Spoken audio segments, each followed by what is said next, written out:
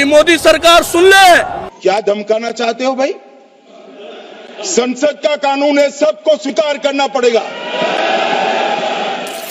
जय हिंद साथियों, चलिए समझते हैं हम लोग वक्फ बिल के बारे में, जो कि इस पार्लियामेंट में अब वो एक्ट बन गया है, यानी कि वक्फ अमेंडमेंट एक्ट बन गया है 2025 का। और साथ साथ ये कब शुरुआत हुई थी, कैसे शुरुआत हुई थी, और साथ साथ हम लोग ये भी समझेंगे कि हमारे होम मिनिस्टर साहब कैसे इस बिल को टोटली पास करवाए, लोकसभा और राज्यसभा दोनों से, और बहुत सारे सदस्यों ने मिलकर कैसे इस बिल को पास करवाया। और साथ साथ हम लोग ये भी समझेंगे कि कैसे ये एक्ट बना 2025 का। वक्फ बिल है क्या, सबसे पहले ये क्वेश्चन आता है। तो चलिए इस कानून को पास करो, ये अनकॉन्स्टिट्यूशनल है सर। आप देश को बांटने का काम कर रहे हैं। दुनिया का सबसे पहला वक्फ खाने काबा, सर्वोच्च न्यायालय के आदेश के बावजूद इसको हटाना चाहते हो। चंद कट्टर समर्थकों के स्पष्टीकरण के लिए ये बिल लाने का काम कर रही है। वास्तविकता के साथ जागो। प्रस्ताव स्वीकृत हुआ और विधेयक यथा संशोधित पारित हुआ। The bill is pass. वह बिल को लेकर तो बहुत सारा सियासी चला, और साथ साथ हर एक जगहों पर अलग अलग राज्यों में, अलग सेंट्रल लेवल में हमेशा कुछ ना कुछ काम चलते रहे हैं। और वह बिल को लेकर बहुत ज्यादा सियासी के साथ साथ इसके ऊपर बहुत सारे विचार भी किए गए। लेकिन ये पहले बिल था, अब बन चुका है अमेंडमेंट एक्ट। तो कैसे बना और ये किस तरीके से वक्फ बोर्ड काम करता था और कैसे काम करता है और आगे कैसे काम करेगा, तो इसको लेकर सारी चर्चा हुई थी लोकसभा और राज्यसभा में। टोटल सीटें पास हुई थी। उस सीट में बहुत सारे जो सीट थे वो पक्ष में रहे थे, विपक्ष में मोदी सरकार सुन ले। क्या धमकाना चाहते हो भाई? संसद का कानून है, सबको स्वीकार करना पड़ेगा।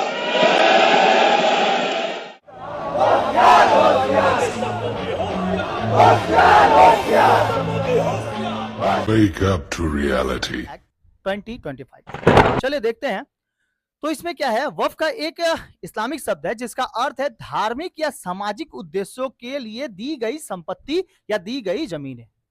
मान लीजिए मेरे पास कुछ जमीन है और उस जमीन को मेरा कोई काम नहीं है, तो मैंने क्या कर दिया, उसको किसी संपत्ति को या फिर अपनी संपत्ति को मैंने दान दे दिया। ठीक है, मैंने दान दे दिया। उस दान के ऊपर आप कुछ भी करिए, तो वो जो लेखा जोखा होता था, उस लेखा जोखा का काम जो होता था कि आपने कितनी संपत्ति कितनी दान दी है और कब दान दी है, इसका लेखा जोखा जो होता था वो कौन करता था? वक्फ बोर्ड करता है। ठीक है, वक्फ बोर्ड है जो अलग अलग राज्यों में अलग अलग है। तो उसको भी आज हम लोग समझेंगे कि कैसे कहां कहां पे कितने राज्यों में है। एक्चुअली ये 32 राज्यों में है, लेकिन अलग अलग जगहों पे अलग अलग वक्फ बोर्ड बनाया गया है, अलग राज्यों में अलग वक्फ बोर्ड बनाया गया। तो इस वक्फ बोर्ड को दो प्रकार थे, इसके दो प्रकार। और इसमें क्या था कि यह व्यक्ति या परिवार द्वारा धार्मिक या सामाजिक उद्देश्यों के लिए दी जाती है, जैसे कि मस्जिद, मदरसा, अस्पताल या अन्य सामाजिक संस्थाओं के लिए काम करने के लिए वक्फ बोर्ड काम करता था। अब ये क्या है कि वक्फ दो प्रकार के, वक्फ अल अलाल और एक वक्फ अल अहली। ये अलाल क्या होता था? ये वक्फ का एक प्रकार है जिसमें संपत्ति को धार्मिक उद्देश्य के लिए दिया जाता है, जैसे कि मस्जिद या मदरसा के लिए।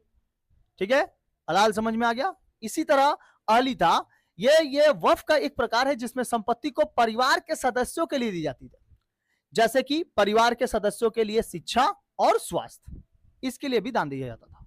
कहीं पर हॉस्पिटल्स बन गए, कहीं मदरसे बन गए, कहीं शिक्षा के लिए कोई मदरसा बन गया, स्कूल्स बन गए, तो उसके लिए दान दिया जाता था। जमीन ज्यादा थी, उसको दान दिया जाता था। तो इस कारण हम लोग वक्फ को दो हिस्सों में बांट सकते हैं। इसी के साथ अगर हम लोग देखें तो वक्फ बोर्ड का इतिहास अगर पता चले तो संक्षेप में यह अरबी शब्द जिसका मतलब है मस्जिद के नाम पर दी गई संपत्ति। भारत में वक्फ की शुरुआत मुगल काल में हुई थी, और मुगल काल लगभग 1200 से लेकर 1200 नहीं 1526 मुगल काल लगभग आए, बाबर जब आया तब। उसके बाद से मुगल काल चालू हो गया, और लगभग 1857 की क्रांति तक था मुगल काल। तो ये मुगल काल टोटली था। इसमें मानी जाती है कि जब जमीनें मस्जिद, दरगाह और समाज की सेवा के लिए छोड़ी जाती थी, मस्जिद, दरगाह के लिए और समाज सेवा के लिए छोड़ी जाती थी। अंग्रेजों के समय वक्फ एक्ट 2023 बना, 1923 बना, ताकि इन संपत्तियों को रिकॉर्ड किया जाए। 1923, माफ कीजिएगा, 2023 नहीं, 1923। आजादी के बाद भारत सरकार ने वक्फ एक्ट 1954 बनाया और राज्य वक्फ बोर्ड का गठन हुआ। इसमें राज्य वक्फ बोर्ड का गठन हुआ भारत सरकार में। और फिर 1995 में नया वक्फ एक्ट बना 1995 का, और जिससे केंद्रीय वक्फ परिषद सेंट्रल वक्फ काउंसिल बनी। तो राज्य का पहले बना था 1954 में, और उसके बाद 1995 में इसको एक्ट बना दिया गया। उसी के साथ आज भारत में करीब 32 राज्य वक्फ बोर्ड के अंदर आते हैं और लगभग 6 लाख एकड़ ज्यादा वक्फ जायदाद जो है, वो जमीनें जो है वो 6 लाख एकड़ में फैली हुई है। तो इससे हम लोग को पता चलता है कि रेलवे और डिफेंस के बाद अगर किसी के पास सबसे ज्यादा जमीनें हैं तो वो वक्फ बोर्ड के पास है। वक्फ की संपत्ति अल्लाह की संपत्ति, यानी कि जिसे अंग्रेजों ने कहा था सबसे हानिकारक, सबसे कांग्रेसिया ने बनाया देश का तीसरा सबसे बड़ा जमीन मालिक, अंग्रेजों ने कहा था। सोच पा रहे हैं? यानी कि रेलवेज के पास लगभग 33 एकड़ है, डिफेंस के पास लगभग और भी खतरनाक, और लगभग 6 लाख एकड़ जमीनें लगभग किसके पास थी? वक्फ बोर्ड के पास है। ठीक है, अभी भी है। तो सबसे ज्यादा वक्फ जमीनें इन राज्यों में हैं। देख लिए कुछ राज्यों के नाम लिखे हैं, जैसे उत्तर प्रदेश में लगभग 2 लाख हैं, पश्चिम बंगाल में लगभग 1,30,000, तमिलनाडु में लगभग 77,000, मध्य प्रदेश में 60,000, महाराष्ट्र में 30,000, ऐसे लगभग 32 राज्यों में ऐसे, और हर जगह पर अलग अलग वक्फ बोर्ड बनाया गया है। ठीक है, इसकी संपत्ति है। डेटा अगर कहां से लाए गए हैं तो केंद्रीय वक्फ परिषद भारत सरकार द्वारा। रेलवे के पास 33 लाख एकड़ और डिफेंस के पास 16 लाख एकड़ जगहों के बाद अगर किसी सबसे ज्यादा जमीनें इन्हीं के पास है, वक्फ के पास है। ठीक है, सबसे ज्यादा जमीनें। और भारत का अगर हम लोग देख लें तो भारत में वक्फ के पास कितनी जमीनें हैं? भारत में वक्फ बोर्ड के पास लगभग 6 लाख एकड़ से अधिक जमीनें हैं। यह संपत्ति देश भर में लगभग 8 लाख से ज्यादा वक्फ संपत्तियों के रूप में दर्ज है। यह जमीनें मस्जिदों, दरगाहों, कब्रिस्तानों, मदरसों और अनाथालयों के लिए वक्फ की गई थी। ठीक है, तभी इसको वक्फ बोर्ड, ठीक है, कहा जाता है, वक्फ बिल। और साथ ये भी समझिए कि वक्फ बोर्ड का काम क्या है। वक्फ संपत्तियों की देखरेख करना। वक्फ बोर्ड का मुख्य काम है वक्फ की गई जमीनों को इमारत और संस्थाओं की हिफाजत करना। वक्फ संपत्ति यानी वो जमीनें या चीजें जो अल्लाह के नाम पर गरीबों, यतीमों और समाज की भलाई के लिए छोड़ दी गई थी। लेकिन इसके ऊपर क्या होता था? बहुत ज्यादा पैरवी होती थी कि ये जमीनें हमारी है, ये जमीनें हमारी है, इसके ऊपर कुछ और भी खड़ा करना है, मेरे को कुछ और भी इमारतें खड़ी करनी है, किसी को और को बेच देना है, तो बेच देते थे जमीन। जमीनों का कोई हिसाब किताब नहीं होता था कि हिसाब कहां पे रखा जाए। वक्फ बोर्ड क्यों इसको बेच दिया जा रहा है, क्यों बेच रहे हैं? कुछ चंद पैसों के लिए वक्फ बोर्ड जमीन जो दूसरों की थी वो दूसरों को बेच दिया जाता था। ठीक है, साथ ऐसा हुआ वक्फ जमीन में मिलने वाली आमदनी का इस्तेमाल करना। जो आमदनी वक्फ संपत्ति आती थी जैसे किराया, उसके इस्तेमाल करना गरीबों की मदद में, शिक्षा के लिए, स्वास्थ्य की सेवाओं के लिए, यतीमों और बेसहाराओं के लिए, ये वक्फ जमीन का काम होता था। वक्फ बोर्ड का काम होता था कि उनको सहारा दिया जाए। साथ में और देखते हैं वक्फ बोर्ड की मुख्य समस्याएं क्या थी। अवैध कब्जा, लाखों एकड़ वक्फ जमीन पर या तो स्थानीय दबंगों या कब्जा के बिल्डरों ने कब्जा कर लिया था। इसी को तो छुड़ाने के लिए वक्फ अमेंडमेंट एक्ट लाया गया, बिल लाया गया, वो बिल पास हो गया बाद में। तो मस्जिदों और कब्रिस्तानों और स्कूलों को जमीन पर मॉल या अपार्टमेंट खड़े हो जाते थे, यही तो होता था वक्फ में, इसीलिए तो लाने की कोशिश किया गया इसको, बिल को।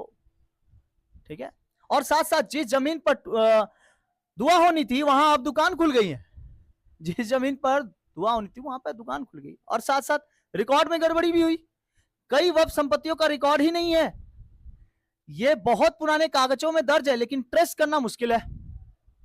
भाई पुराने कागज कहां से उठा के लेके आएंगे, है ना। और डिजिटल रजिस्ट्रार या पारदर्शी पोर्टल अब तक पूरी तरह से लागू नहीं हुआ है कि आप इसको खोल के कहीं तक देख सकते हैं इसको कहीं से खोल, ऐसा कहीं पर भी नहीं है। ठीक है, साथ में कानूनी कार्रवाई की धीमी रफ्तार। वक्फ जमीन पर कब्जा होने के बावजूद कोर्ट केस सालों तक चलते रहे और कई ठोस नतीजे नहीं निकले। सरकारी विभाग खुद वक्फ जमीन की अधिग्रहण कर लेते हैं और वक्फ बोर्ड चुपचाप बैठे रहता है चंद पैसों के वजह से। इसीलिए इसके ऊपर कार्रवाई होना जरूरी था और ये मुसलमानों के हित में ही, मुझे लगता है कि मुसलमानों के हित में ही था, लेकिन पता नहीं क्यों प्रोटेस्ट हो रहा है। और साथ साथ श्री अमित शाह ने क्या वक्फ बोर्ड में संशोधन में किया 2024 में, अमित शाह और नरेंद्र मोदी शाह, इसको कह सकते हैं जोड़ी, मोदी और शाह की जोड़ी। ठीक है, उन्होंने इन पूरे पारदर्शिता और दक्षता लाना, ना कि मुस्लिम समुदाय के धार्मिक अधिकारों में हस्तक्षेप करना, ये उद्देश्य है। उन्होंने स्पष्ट किया कि इस विधेयक का उद्देश्य वक्फ संपत्तियों के प्रबंध में पारदर्शी और दक्षता लाना है, ना कि उनको कठोरता पहुंचाना, ये सब कुछ भी नहीं। और साथ साथ वक्फ संपत्ति के प्रबंध में सुधार क्या होगा? अगर ये एक्ट बन गया है अभी जैसे, तो क्या क्या सुधार हो सकते हैं? वक्फ बोर्ड और वक्फ परिषद वक्फ संपत्तियों को बेचने वालों के खिलाफ कार्यवाही करेगी। साथ साथ जब जमीनों को बेचा जाएगा या खरीदा जाएगा, जब उसको दान में दिया जाएगा, तो वहां पर कोई सीएम बैठा होगा। हर एक राज्य में कौन होते हैं? सीएम नहीं, हर एक राज्य में कौन होते हैं? तो जो डीएम होते हैं, डीएम यानी कि डिस्ट्रिक्ट मजिस्ट्रेट, डीएम को आपको सारा चीज बताना पड़ेगा, डिस्ट्रिक्ट मजिस्ट्रेट को, जिला परिषद को बताना पड़ेगा। और साथ साथ वक्फ संपत्तियों के लिए एक केंद्रीय पोर्टल बनाया जाएगा ताकि पंजीकरण, लेखा परीक्षा और वित्तीय प्रबंध में पारदर्शिता बढ़ सके। वक्फ संपत्तियों के आय को बढ़ाने और अल्पसंख्यक समुदायों को विकास के लिए काम किया जाएगा और साथ साथ वहां पे डीएम को बैठाकर उस जगह का लेखा जोखा किया जाएगा। ठीक है। और साथ साथ क्या था इसमें? वक्फ संशोधन बिल में क्या बदलाव किए गए हैं? अवैध कब्जों को हटाने की सख्ती, वक्फ संपत्ति अवैध कब्जा या अतिक्रमण करने वाले को खिलाफ अब सीधे कार्रवाई की जाएगी। रिकॉर्ड और दस्तावेज का डिजिटीकरण, वक्फ संपत्तियों का डिजिटीकरण रिकॉर्ड बनाना अनिवार्य होगा। और साथ साथ पहले कई जमीनों को बिना प्रमाण के वक्फ संपत्ति घोषित कर दिया जाता था। अब किसी जमीन को वक्फ घोषित करने से पहले सभी पक्षों को सुनवाई का अवसर देना पड़ेगा, तभी वक्फ जमीन है कि नहीं है इसके ऊपर फैसला लिया जाएगा। साथ में क्या कहा जाता था? वक्फ संशोधन अधिनियम 2025 के संबंधित प्रमुख तिथियां और समय सीमा निम्नलिखित है। क्या क्या है? तो 8 अगस्त 2024 को वक्फ संशोधन विधेयक 2024 को लोकसभा में प्रस्तुत किया गया। 3 अप्रैल 2025 को लोकसभा में इन विधेयक पर मतदान हुआ, जिससे 288 सदस्यों ने पक्ष में और 232 ने विरोध में मतदान किया। इसके साथ 4 अप्रैल 2025 को राज्यसभा में विधेयक लगभग 12 घंटे की बहस के बाद मतदान हुआ, जिससे 128 सदस्य ने पक्ष और 95 ने विरोध किया और मतदान किया। 5 अप्रैल 2025 राष्ट्रपति श्रीमती द्रौपदी मुर्मू जी क्या कर दी हैं? विधेयक को अपनी स्वीकृति दी, जिससे यह कानून बन गया। यानी कि अब बिल से यह क्या बन जाता है? एक्ट बन जाता है 2025, 5 अप्रैल 2025। तो ये करंट अफेयर्स के क्वेश्चंस बन सकते हैं कि वक्फ अमेंडमेंट बिल कब एक्ट बन चुका था? तो 5 अप्रैल 2025 को। और एक्ट कब बनता है? जब किसी बिल पे साइन हो जाता है तब। वो भी किसका? राष्ट्रपति का।